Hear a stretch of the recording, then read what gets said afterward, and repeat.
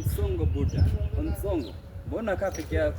Buda, kwani mtu hawezi kaa peke yake apata amani yake? Hii ni majeuri. Mtu anakaa peke yake. Mimi niko hapa na chat na mama. Kwani kuna shida nikichati na mama? Kwani mtu hawezi kaa? Hii ni Arsenal tu inapoteza. Kwani kukaa peke yangu na Arsenal natokea wapi Buda? Bana kupigwa unajua ni treble, ni quadruple. Unajua wewe Buda, wewe ni wale watu mko mnakazia Arsenal tupigwe. Si tulipigwa? Si umefurahia sasa, you are happy now. Quadruple imeenda. Tumekubali quadruple imeenda. But unajua acha nikwambie kitu moja wewe. Ni vizuri kupoteza finali ya Carabao kuliko kupoteza finali ya Champions League.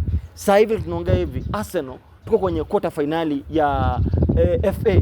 Tuko kwenye quarter finali ya Champions League. Tuko top of the Premier League table. 9 points clear. Sasa mnatuambia nini hapa? Mlikuwa finali tena hii.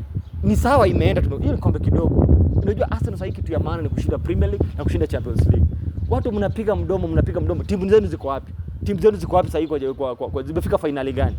Kuna timu sasa hii nakwambia zitatoka bila kubeba kikombe hii season. Hakuna kitu zitabeba, nothing na already wanajua baby chochote. Timu kama Chelsea hakuna kitu wanabeba, hata Arsenal iache kucheza saa hii kwenye Premier League.